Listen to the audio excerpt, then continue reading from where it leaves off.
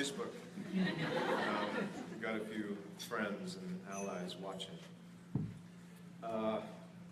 Thank you so much. It is an honor and a privilege to be here, and it's completely unexpected. I want to thank, before I forget, Allison and everyone at Active Minds who worked so hard to make this happen. Thank you for having me here tonight. Thank you for inviting me to share in your conference and in your community building and your plans for the future. It is such important work that you're doing here. And it brings me joy to know that Active Minds is out there in the world, on and off campus, spreading words, spreading the word. Nervous. Spreading the word, saving lives, and changing the culture. Way back in 1990, when I first got to college, there was no Active Minds, and to be honest, I don't think anyone would have acknowledged or admitted that there was a need for it. When I got to college, no one said, hey, it's okay to ask for help, or changing the conversation about mental health. What they said was, you are now among the best and the brightest. And I heard that as a challenge. I heard that as a threat. To me, it sounded like the subtext was, if you're the best and the brightest, you shouldn't need help. And if you do, then maybe you don't qualify. I remember being really, really intimidated. Because everyone I met in my freshman fall, everyone seemed to have it all figured out. Everyone seemed to know exactly who they were and exactly what they wanted. Now, I've always known I was going to be a doctor. I've always known I was going to be a lawyer, or a doctor and a lawyer, and a chemical engineer on my weekends.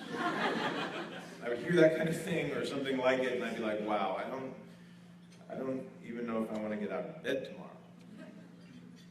I don't even know if I want to be here, like here. And that had been true for a long time. For me, depression started in childhood. I don't know if it was environmental, chemical, hereditary, whatever the root cause, it went unrecognized and untreated. When I was 15, there was a very quiet but very real attempt to end my life, which I told no one about. And then a few years later, I was off to college. Still depressed, still struggling, no support system in place, about to tackle a new and daunting set of challenges. Roommates, midterms, papers, finals, summer internships, drinking, dating, socializing, questions about identity, questions about sexuality, questions about the future, and the threat of having to deal with more of all of that for 4 more years. Very quickly, I felt outmatched, unprepared, totally overwhelmed. I started seeing a counselor for free for an hour once a week at the Student Health Center, because back then that's what was on offer. If there were other resources available, support groups, peer-to-peer counseling, if those existed, I didn't know about it. And the truth is, I was reluctant to ask. I didn't want anyone finding out what was really going on with me. I didn't want anyone finding out who I really was, or believed myself to be. Broken, defective, not the best, not the brightest, not deserving of all these golden opportunities. I thought better to just keep quiet, just get along in pain and silence. And then one night, the spring of my freshman year, I got as far as I could go. After the attempt, there was more pain, more silence. The school took official steps to ensure my safety, my continued enrollment, for which I was grateful. A few friends asked very polite, very awkward questions, then dropped it, for which I was also grateful. Because I didn't want to talk about it. I was embarrassed. I was humiliated. It was like every negative thought I'd ever had about myself, I'd just proven all of them to be true in front of an audience. The shame was real and toxic. So was the stigma. 2 days after my attempt, someone close to me, someone whose opinion I valued, said, "I have to love you less now to protect myself." And I thought, I get it. I understand. It's only fair. It's what I deserve.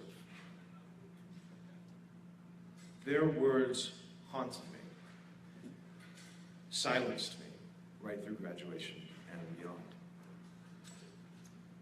I have to love you less now.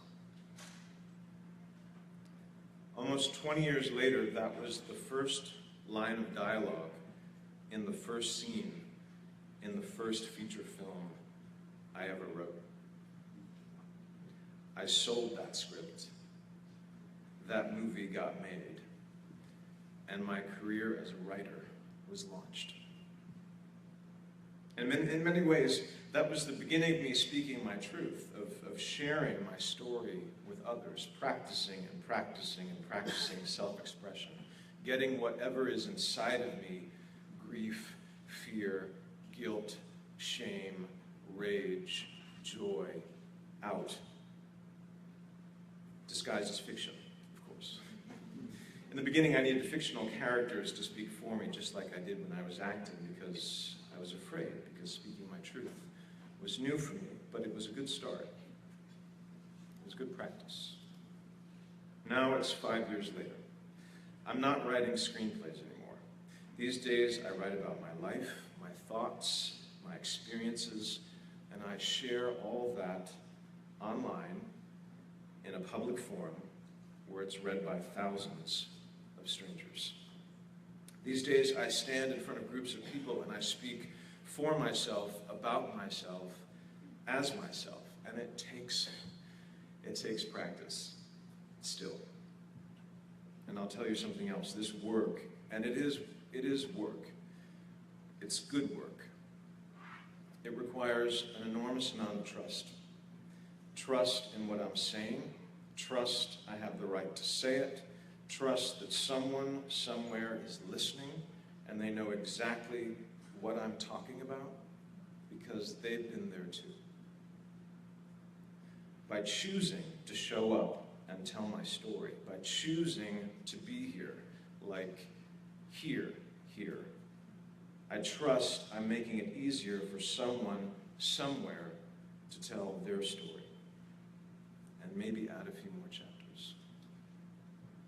I trust I'm being of service to others and myself because I know now that when I risk showing up as unlovable, that is how I show love.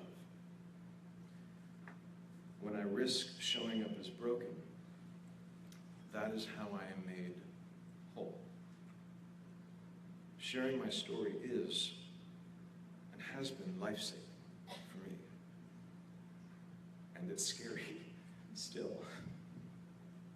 Because whenever I do it, whenever I write or talk about the things the younger me worked so hard for so long to keep quiet, whenever I find the courage to say, yes, me too, it's like opening a door and walking alone into a pitch black room and it's dark and I have to feel my way and it's frightening.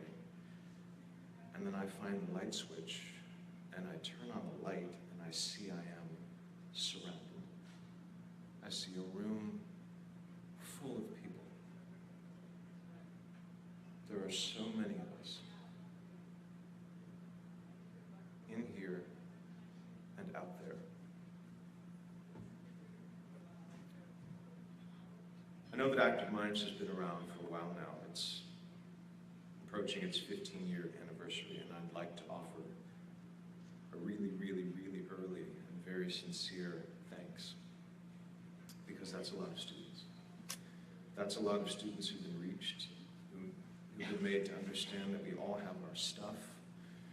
All of us, that sometimes getting out of bed in the morning can be just as worthy of praise and recognition as A's on a report card.